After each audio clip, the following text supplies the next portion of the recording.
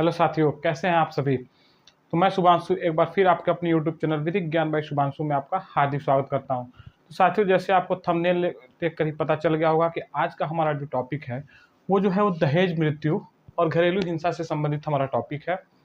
तो साथियों, ये समाज की कुछ ऐसी कुरीतियाँ हैं जिसका शिकार हमारी बहु बेटियाँ हो रही हैं। हर दो घर छोड़ के हर समाज में ऐसी कुरीतियाँ हैं, हर मोहल्ले हर गांव में दहेज उत्पीड़न और घरेलू हिंसा के केसेस आप भी देख रहे होंगे अपने समाज में। ये बहुत से केसेस व्याप्त हैं।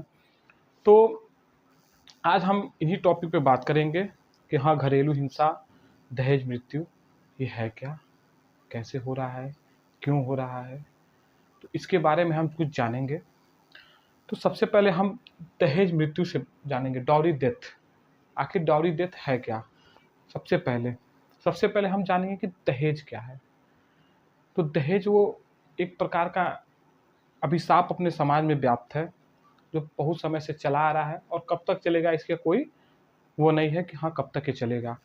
तो दहेज एक तरह से ये होता है कि जब भी शादियाँ होती हैं तो वधू पक्ष की तरफ से वर पक्ष को दहेज में कुछ बहुत लोग कुछ छोटी अमाउंट देते हैं। तो हर बाप अपने औकात के हिसाब से अपनी बेटी को देता है। उसके बाद भी अगर वर पक्ष द्वारा बेटी को प्रताड़ित किया जाए, दहेज के लिए उत्पीड़ित किया जाए, उसकी मृत्यु हो जाए, तो सबसे पहले हम ये जानेंगे कि दहेज उत्पीड़न, दहेज मृत्यु का जो केस होता है वो किस धारा के तहत होता है। तो अगर कोई महिला अपने आप को दहेज से उत्पीड़ित होकर आत्महत्या करती है या फिर जला दी जाती है, मतलब पूरा सिनेरियो कहने का मतलब ये है कि अस्वाभाविक मृत्यु हो। इसमें कहने का अर्थ है कि जो महिला हो या फिर जो उत्पीड़ित महिला हो वो अस्वाभाविक मृत्यु मर जाए, यानी जल कर मर जाए, उसका गला घोट दिया जाए, इस तरह की मृत्यु जो होती है। तो इससे पहले जो था 2005 से लगभग 1986 से पहले दहेज मृत्यु पे कोई भी कानून बना नहीं था। 1986 में आईपीसी की धारा 304 में उपधारा बी, यानी कह सकते हैं कि आईपीसी भारतीय दंड संहिता की धारा 304 में उपधारा ख जोड़ा गया, जिसमें दहेज मृत्यु को परिभाषित करते हुए कहा गया कि अगर कोई सी महिला का उत्पीड़न दहेज के लिए किया जाता है या फिर उसकी मृत्यु दहेज के वशीभूत होकर कर दी जाती है तो उसे 304 बी के तहत मुकदमा दर्ज किया जा सकता है। जिसमें एक केस आया देवेंद्र सिंह अन्य बनाम पंजाब राज्य।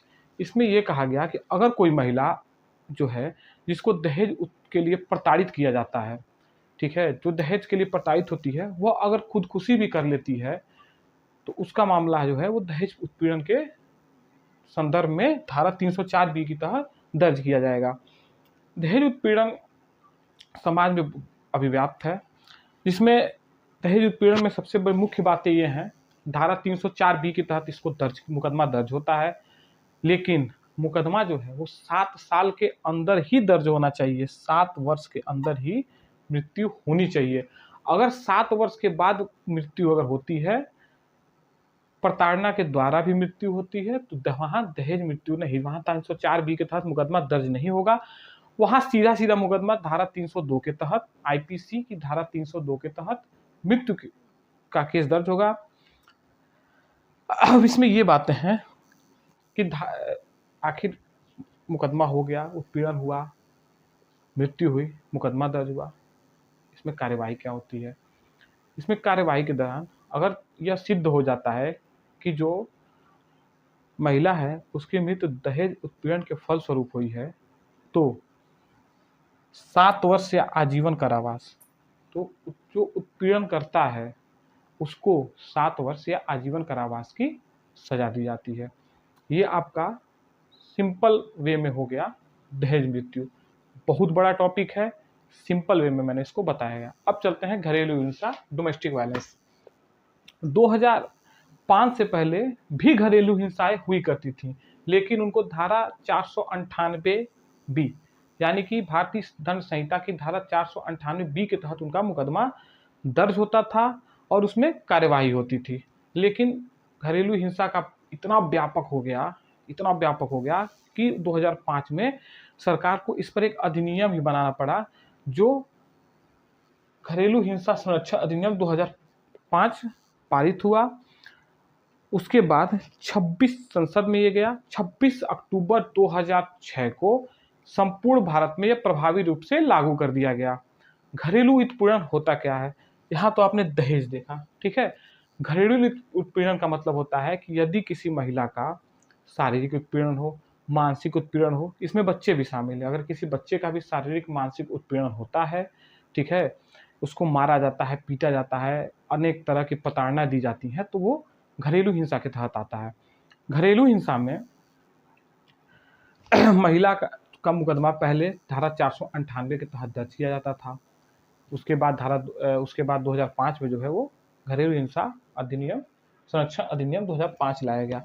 इसमें टोटल 5 अध्याय बनाए गए, जो पांचों हैं। पहले अध्याय में जो है वो जो है संक्षिप्त नाम और विस्तार बताया गया। इसमें यह कहा गया कि जो घरेलू हिंसा संरक्षण अधिनियम 2005 जो पारित हुआ, जो 26 अक्टूबर 2006 को लागू हुआ, उसका विस्तार जो है संपूर्ण भारत में 26 अक्टूबर 2006 के बाद से होगा। यानी कि घरेलू हिंसा संरक्षण अधिनियम के तहत जो मुकदमे दर्ज होंगे वो 26 अक्टूबर 2006 के बाद से भारत के किसी भी राज्य में दर्ज किए जा सकते हैं। अध्याय 2 पे चलते हैं। अध्याय 2 पे परिभाषा, जो मैंने अभी आपको कहा, परिभाषा में यही बताया गया कि यदि किसी महिला का शारीरिक, किसी बच्चे का या महिला का शारीरिक मानसिक उत्पीड़न हो, उसे प्रताड़ित किया जाए, उसे मारा जाए, पीटा जाए, ठीक है, उसे तरह तरह से प्रताड़ित किया जाए, तो यह घरेलू हिंसा के तहत आता है। तीसरा आपका आ गया संरक्षण प्रदान करना। घरेलू हिंसा में क्या होता है कि संरक्षण प्रदान करना होता है। इसमें यह होता है कि अगर तो जो महिला है, या तो वो किसी अधिकारी से, किसी मजिस्ट्रेट से संपर्क करके अपनी बातों को बताए, या फिर महिला का जो सगा संबंधी है, जैसे भाई, पिता, चाचा, ऐसे लोग हुए, ये अगर अधिकारी को सूचना देते हैं कि हाँ, हमारी बहन के साथ या हमारी माँ के साथ ऐसा उत्पीड़न किया जा रहा है, हमारे बच्चे के साथ उत्पीड़न किया जा रहा है, हमारी माँ के साथ उत्पीड़न किया जा रहा है, तो संरक्षण की जानकारी दी जानी चाहिए। पुलिस अधिकारी तथा मजिस्ट्रेट का यह कर्तव्य बनता है कि वह जिस भी महिला जिसका उत्पीड़न हुआ है उसे संरक्षण प्रदान करे, ठीक है। अगर महिला उत्पीड़ित हुई है, उसे शारीरिक रूप से एक तरह से मारा गया हो, पीटा गया हो, किसी अंगों को जला दिया गया हो, किसी अंगों को काट दिया गया हो, तो वहाँ पे मजिस्ट्रेट का फर्ज यह भी बनता है कि वह जो महिला है जिसका उत्पीड़न हुआ है उसको चिकित्सकीय सुविधा प्रदान करे, तथा आगे ऐसा न हो उसके लिए किसी संरक्षण के लिए किसी अधिकारी की नियुक्ति करे, जो ये हमेशा परमानेंटली वॉच करे कि हाँ, महिला के साथ फिर से उत्पीड़न न हो, ठीक है। तीसरा क्या है? अनुतोष प्रदान करना। जैसे मान लीजिए यदि किसी महिला के साथ उत्पीड़न हुआ, ठीक है, तो जाहिर सी बात है अगर आपके साथ अपराध होगा, आपके साथ कोई गलत काम होगा, तो आप चाहेंगे कि हाँ, मुझे अनुतोष प्रदान हो, यानी कि मुझे उपचार प्रदान हो। तो उसमें यही हुआ, अध्याय 4 यही कहता है कि यदि किसी महिला के साथ शारीरिक उत्पीड़न हुआ हो, मानसिक उत्पीड़न हुआ हो, घरेलू हिंसा हुई हो, तो उसे अनुतोष मिलना चाहिए। अनुतोष में यही होता है कि सबसे पहले मजिस्ट्रेट या फिर किसी पुलिस अधिकारी को सूचना दी जाती है।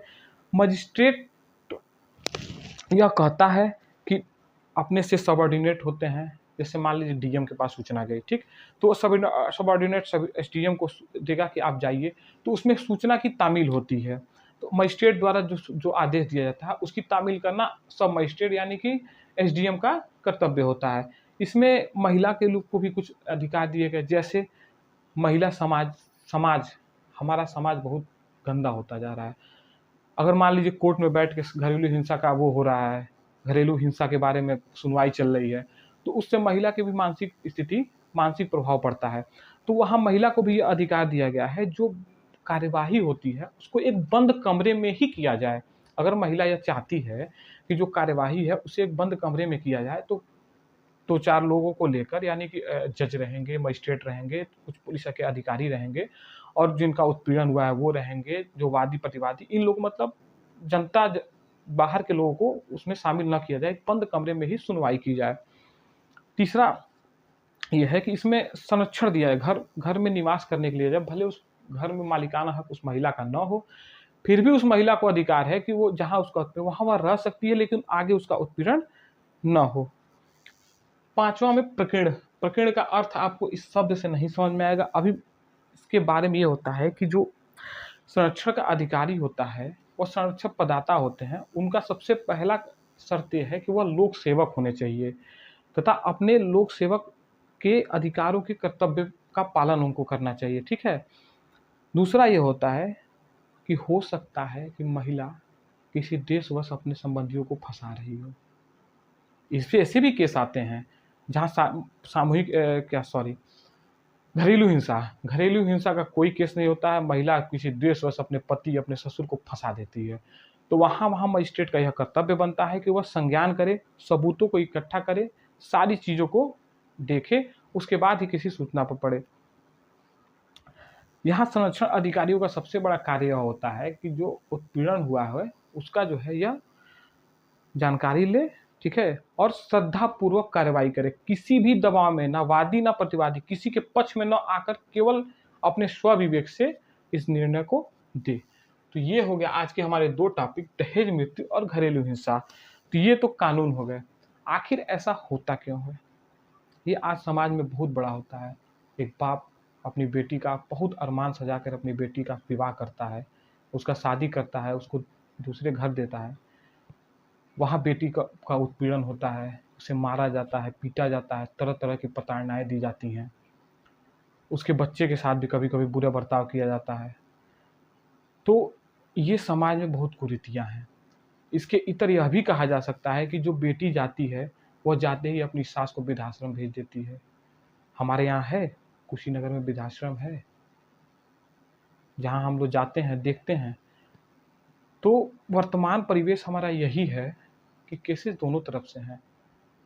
तो वहाँ सबसे बहुत समझने वाली बात ये होगी कि बहुओं के लिए, यानी जो बेटियां हमारी शादी करके जाती हैं, उनके लिए मैं यही कहना चाहूँगा कि वह सास ससुर को ही अपना माता पिता मान लें तो कोई दिक्कत नहीं आएगी। और सास लोग जो हैं उनको भी ये समझना पड़ेगा कि अब पहले वाला ज़माना नहीं रह गया है, जब बहुएं घूंघट करके चलती थी या फिर इतने इतने घूंघट में रहती थी, हमारी मम्मी लोग रहती थी। अब की लड़कियां नहीं रहेंगी। तो सास जो समझें कि हाँ पहले की तरह होता था कि हाँ हम हेत्र कहीं नहीं तो हमारे पतोई हेत्र करे, तो उस तरह नहीं होगा। ठीक है। तो दोनों लोग को ये समझना पड़ेगा, बहू को भी ये समझना पड़ेगा, सास को भी समझना पड़ेगा, म्यूचुअल अंडरस्टैंडिंग बिल्ड करनी पड़ेगी। तब जाके ऐसे जो केसेज हैं दहेज मृत्यु और घरेलू हिंसा, इन दोनों प्रकार के केसेज बंद हो गए। हालांकि दोनों में ही पतियों का भी बहुत रोल होता है, उनको भी समझना चाहिए। बहुत लोग माँ के भड़काने में आ जाते हैं, माँ के भड़काने में पत्नी को छोड़ देते हैं, बहुत लोग पत्नी के भड़काने में माता पिता को छोड़ देते हैं। तो उनको भी समझना चाहिए। और मेरा मानना है कि एक पुरुष के लिए सबसे गंदी स्थिति तब होती है जब उसे पत्नी और माँ बाप में से किसी एक को चुनना होता है। उस समय वो पुरुष समझ ही नहीं पाता है कि हाँ मैं पत्नी को चुनूं या माँ बाप को चुनूं। खैर, दोनों कानूनों के बारे में आपको बताए हैं, इसमें बहुत सी बातें हैं, संक्षिप्त में मैंने ये लिख के बताया आपको। इसमें भी बहुत से टॉपिक मैंने कुछ छोड़े जो भी हो सकता है आपके नॉलेज में आने चाहिए, लेकिन जो मुख्य मुख्य बातें हैं वो मैंने आपको बता दिया। अगर मैं सारा बताने बैठूं तो करीब करीब 5 से 6 घंटे का वीडियो केवल घरेलू हिंसा पे ही चला जाएगा। तो मैंने सिंपल वे में आपको समझा दिया कि हाँ घरेलू हिंसा क्या है, दहेज मृत्यु क्या है, इसकी सज़ा क्या है, इसकी सज़ा क्या है। तो ये समाज की बुराइयां हैं, कुरीतियां हैं जो हमारे समाज में व्याप्त हैं। तो इनके दूर करने के लिए विभिन्न संस्थाओं द्वारा बहुत प्रयास किए जा रहे हैं। हालांकि हो सकता है कि भविष्य में ऐसे केसेस कम हो जाएं, लेकिन वर्तमान समय में ऐसे बहुत केसेस देखे जा रहे हैं जहां सास द्वारा बहू का उत्पीड़न और बहू द्वारा सास का उत्पीड़न हो रहा है। दोनों से यही विनती है कि बहू सास को समझे और सास बहू को समझे।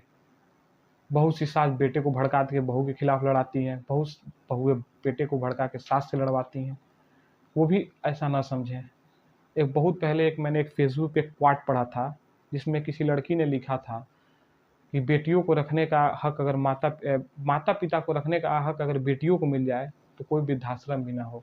उस पर एक लड़के ने कमेंट किया था कि अगर सास ससुर को ही, अब बेटियां अपनी बहुएं सास ससुर को ही माता पिता मान लें तो भारत का पूरी दुनिया में वृद्धाश्रम नहीं होगा। तो स्थिति इस समय समाज में यही है, दहेज मृत्यु भी हो रही है, घरेलू हिंसा भी हो रही है, ज़्यादातर केसेस दब जाते हैं। लोग इज्जत को बचाने के चक्कर में ज़्यादातर केसों को दबा दिया जाता है। तो बहरहाल ये सारी बातें हैं। आगे ऐसे ही वीडियो के लिए बने रहें हमारे साथ। विधिक ज्ञान बाय शुभांशु। धन्यवाद।